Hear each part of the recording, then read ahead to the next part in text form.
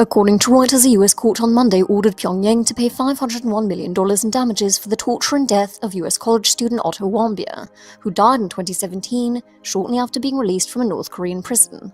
The judge ruled that North Korea is liable for the torture, hostage-taking, and extrajudicial killing of Otto Warmbier, and the injuries to his mother and father, Fred and Cindy Warmbier. Pyongyang has blamed botulism and ingestion of a sleeping pill for Warmbier's death, and dismissed torture claims. A federal judge has ordered North Korea to pay the family of Otto Warmbier a little more than $500 million in relation to his imprisonment in 2016 and subsequent death. The judge awarded Otto Warmbier's estate more than $170 million Monday in punitive and compensatory damages. The judge also awarded Warmbier's parents $330 million in similar damages. Warmbier was arrested in North Korea in 2016 for trying to steal a propaganda sign and was sentenced to 15 years of hard labor in prison. He was released and returned to the U.S. in June 2017, but was in a coma and had suffered major brain damage. He died a few days later. Warmbier's parents filed a wrongful death lawsuit against North Korea, saying the country, quote, brutally tortured and murdered their son. North Korea has denied torturing Warmbier, saying he fell ill shortly after his conviction. The judge's award is almost half of what Warmbier's parents initially requested when they filed the motion back in October. It's still unclear, though, how the Warmbiers will actually get compensated from North Korea. However, the money could come from a fund created by Congress for victims of state-sponsored terrorism. According to the Cincinnati Enquirer, a similar case involving North Korea in 2015 resulted in the victim's family receiving only a portion of the reward through the U.S. Victims of State-Sponsored Terrorism Fund.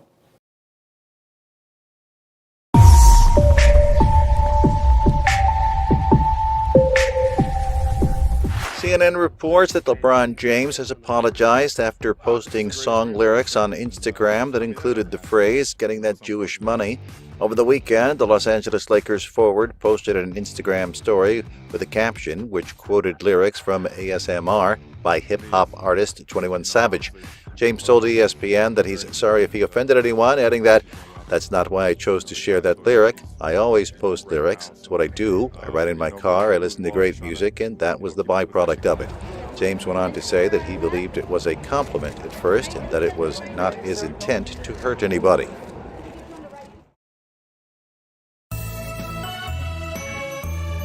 For the fifth year, the YMCA is opening their doors for the annual Christmas market in Jerusalem.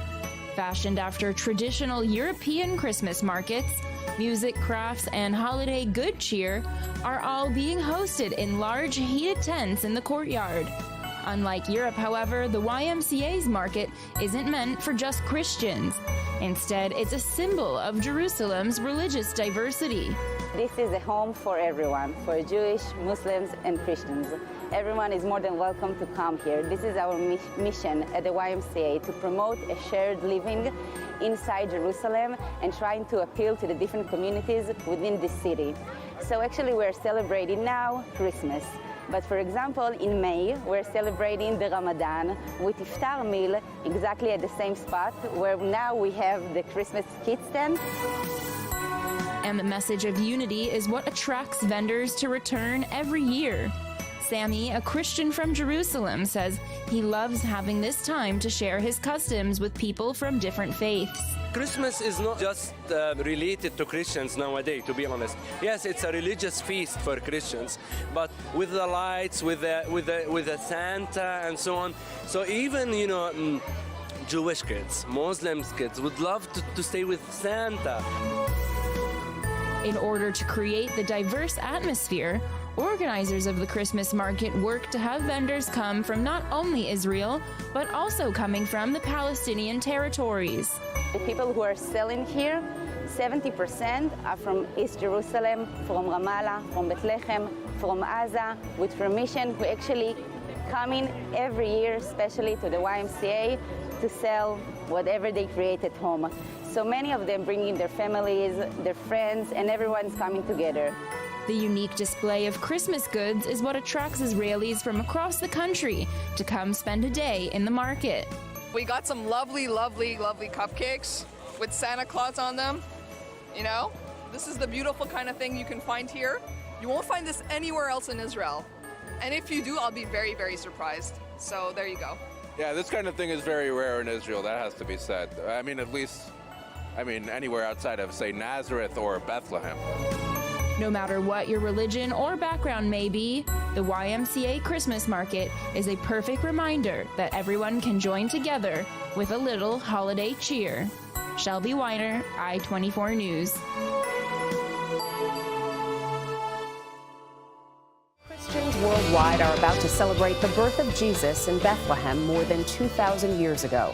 The historic city is enjoying its busiest year on record for tourists. Seth Doan traveled there to see the Christmas celebrations get underway and met a group of Americans who made the spiritual journey. Seth then took a tour of modern-day Bethlehem, a city with a history as old as the Bible. In the hills outside Bethlehem, some ways of life haven't changed much in 2,000 years. A shepherd tends to his flock in a scene reminiscent of biblical times. Not far away, in the heart of modern Bethlehem's densely packed town center, the Church of the Nativity marks what the faithful celebrate as Jesus' birthplace. Inside, filing down into the grotto where it's said that manger once was, we met a group of Americans.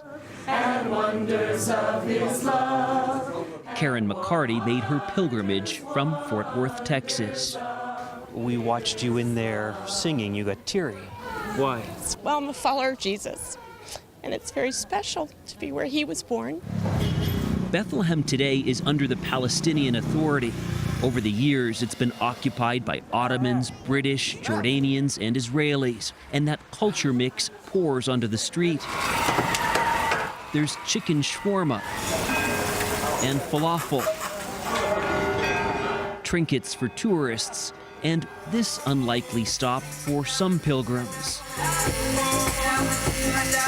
Christian tattoo artist Walid Abouyash says he's drawn thousands of these crosses. William Hanna from Southern California told us why he was getting his. To show all my friends, look where I did, look where I went, look what I have. It's a permanent way to mark a pilgrimage. Something like holy. Yes. Making a tattoo? Yeah. In a whole place in Bethlehem. It's holy and a hotspot for clashes between Palestinians and Israelis, as we witnessed reporting here last year. Now there's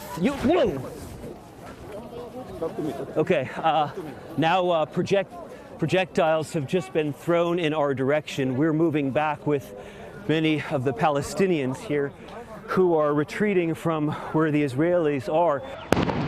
Tempers flared in the wake of the U.S. decision to move its embassy from Tel Aviv to the contested city of Jerusalem, which neighbors Bethlehem, but is sealed off from it.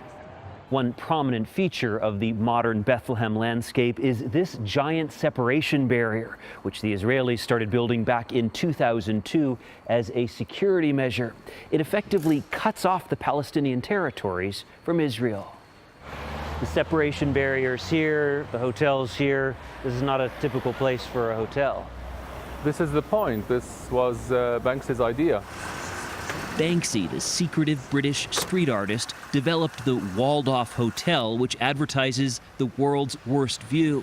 It's both place to stay and political statement. We tried to protest the wall through our hotel. Hotel manager Wissam Salsa grew up here. He pointed to where Banksy painted angels trying to pull the wall apart. This is commentary on refugees. Inside the hotel, the artist continued to provoke. This is David by Michelangelo, but you can see that tear gas is surrounding. We asked if by using violence, Palestinians made this barrier necessary. I think more oppression raise the chance of violence in the future. Gazing out at the separation barrier, these Belgian tourists told us they'd come to Bethlehem for the contemporary art, but were drawn in by its history and something more. To come here is like opening a door because I'm not really religiously minded, but here I think you can feel a little bit of the history. I think I feel the roots. I must be coming from here. There certainly was a distinctive spirit in the air at Bethlehem's Christmas tree lighting, a modern mix of cultures and traditions, all sharing a connection to this ancient place. For CBS This Morning, Seth Doan, Bethlehem. Love the idea. You come for the art, you learn the history, or if you're coming for that history. The Waldorf Hotel, I think I'll stay Family there. holiday is here, which means that liberals are miserable and try to ruin it for us normal people. Because liberals have the worst families. Liberals make the worst parents. Liberals make the worst people. But as we enter what's supposed to be the most loving and family-friendly holiday of them all, we're seeing liberals getting increasingly upset about it, proving once again that liberalism is a mental disorder. Christmas isn't inclusive enough. It's offensive to the Jews, Muslims, and atheists. But notice the Buddhists never cry about it. It's always the atheists. And now the Satanists. Their constant criticism is straight out of the Frankfurt School, and it's a communist tactic to tear down our culture by ripping it apart at the very seams. They're after our culture, our history, our holidays, and our families. Last month it was Thanksgiving because the Pilgrims stole the land from the Native Americans. Listen, if you were dumb enough to trade Manhattan for $24 worth of beads and trinkets, that's your loss. Before that, it was Halloween because certain costumes are offensive now and shouldn't be worn by white kids. It's not a problem letting them dress up as psychotic mass murderers, but God forbid if they want to wear a Rasta wig or even a Black Panther costume, that's not allowed. They say Mother's Day and Father's Day only reinforces cisgender, heteronormative, patriarchal stereotypes and is divisive for LGBT families and single mothers, and most black kids don't have a father in their home, so we just shouldn't celebrate it at all. 4th of July is offensive to illegal aliens, and black people still on the liberal plantation hate it because the founding fathers had slaves 240 years ago. Columbus Day reminds them of Europeans colonizing America, so I guess they'd rather be living in teepees or dirt huts. Of course, they don't know the difference between Veterans Day and Memorial Day, and don't even care about the significance of why we commemorate those days. Let's not forget about Easter Sunday, because liberals hate Jesus and use that day to blaspheme him. Of course, they'll never criticize the prophet Muhammad. They can't even celebrate Martin Luther King Day because they just complain about white people and all the injustices of the past, violating Martin Luther King's tenet of judging people based on the content of their character, not on the color of their skin. I guess they do like Labor Day because they use it to celebrate communism. Valentine's Day, they say, perpetuates heterosexual normativity and excludes the LGBT, ABCDEFG alternative lifestyles. And now the once sacred Santa Claus is said to be a symbol of white supremacy and white privilege, and even NBC News is saying that Christmas is oppressive. Christmas represents everything that we need to preserve in America: family, tradition, capitalism, and most importantly, Christ. And if the liberals in your life are being Grinches this Christmas, or if you're alone or away from family, just remember what Bill Murray's character said in the classic Scrooged: if you don't have a Christmas miracle, be a Christmas miracle for someone else, and you will find yours. And like George Bailey in the 1946 classic It's a Wonderful Life, if the holidays are getting you down, just remember you're worth much more than you'll ever realize. So at the risk of being indicted for hate speech or being banned by our big tech overlords, I say to you, Merry Christmas.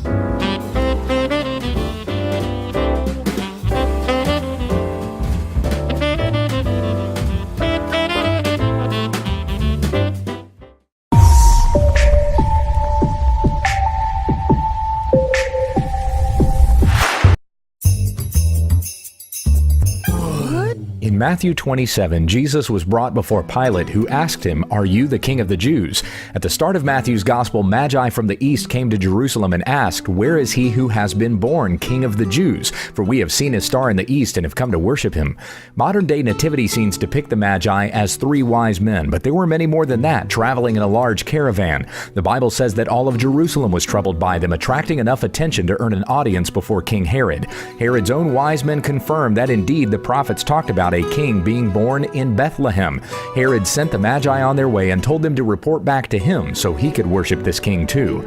The Magi came from the area of Persia and Babylon. In 605 BC, the Israelites were exiled into Babylonian captivity, and the writings of many Hebrew prophets would have been cataloged by the Babylonians, containing prophecies about a star and the exact time of the birth of the Messiah. So the Magi knew who the star was leading them to because they read it in the scriptures. When they found him, they worshipped him and presented gifts of gold, frankincense, frankincense, and myrrh.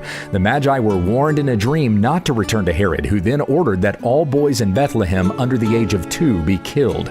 More than 30 years later, when Pilate asked Jesus, "Are you the king of the Jews?" in the context of Matthew's gospel, what he was saying was this: "So you're the one who has stirred up all this commotion, starting with those Magi all the way up until now." Even to this day, the entire world, in fact all of creation, stirs at the mention of the Messiah, Jesus Christ, when we understand the text.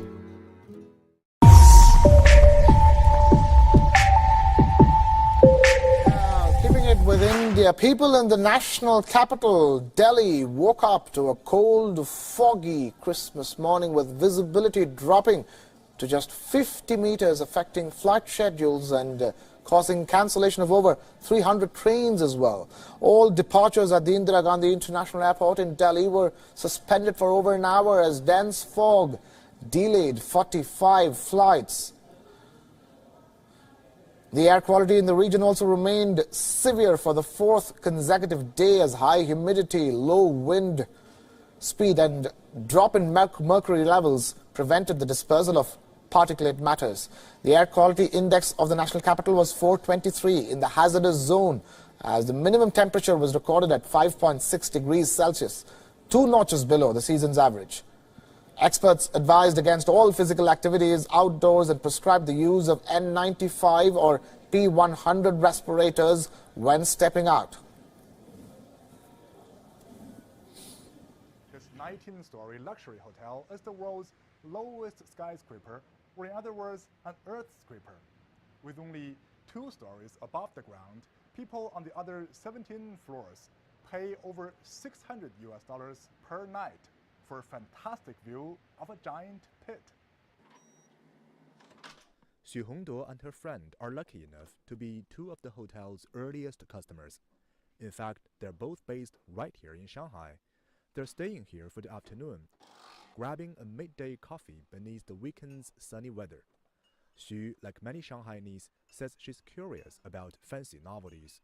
Wow, 你看那个瀑布哎! She's been waiting for more than 10 years for this establishment's grand unveiling. 这样一眼看出去，首先的景观我们不是坑外面的，不是天空白云大海，就是坑的那个崖壁，可能会有故事发生的酒店。The hotel, located in suburban Shanghai, was a quarry 20 years ago. After the resources were exhausted, the location was slated to become a waste landfill.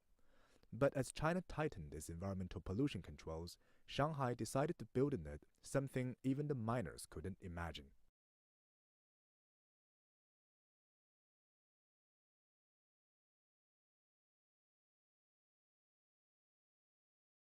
The chief engineer says there's no similar project anywhere around the world. Installing ventilation, lighting, fireproof and earthquake-resistant systems were just some of the first few challenges encountered. 施工的过程当中，我们也在摸索。当然，摸索可能就是有一些成本的增加，但是我们摸索完之后，我们就成为了一个案例。这个酒店也改变了我们人类对于一些废弃的一些自然条件，包括地理环境改造的一个新的想法，提供了一个新的可能。 Japan's birth rate in 2018 dropped to its lowest level in more than 100 years. According to statistics from Japan's Ministry of Health, Labor, and Welfare, an estimated 921,000 babies will be born by the end of 2018. That is 25,000 fewer than the year before, and the 3rd year in a row that the number of births was below 1 million. The island nation also experienced its largest population decline, with nearly 500,000 more deaths than births in 2018. If the current trend continues, it is estimated Japan's population of approximately 127 million people could drop below 100 million by 2049, according to the National Institute of Population and Social Security Research. To help stem its recent population decline, Japan's government last year announced an $18 billion spending package to expand free preschool for low-income families. The government also passed a measure in early December to allow more foreigners to live and work in Japan for longer periods of time, which should go into effect in April 2019. Media mogul Oprah Winfrey has graced the cover of the December issue of Elle India in honor of the magazine's 22nd anniversary. The global icon dons elegant Indian clothing by famed designer Sabyasachi Mukherjee in every photo. Shared in an Instagram post by the designer, Oprah can be seen all smiles on the front cover wearing a wine velvet kaftan accentuated with gold beading and jewels. In another post, Oprah is wearing the same dress, posing gracefully on a vintage-style sofa. Here's another shot showing her looking classic and regal in this black skirt adorned with detailed patterns. And one of my favorites is the diva in a black and white photo sporting a sari. Of course, the photo shoot wasn't all serious and uptight. This photo of Oprah dressed in a green and floral velvet dress wearing a bedazzled pair of glasses while holding an adorable and fluffy puppy sure looks like she's having a whole lot of fun. For Global One, I'm Julie Edwards.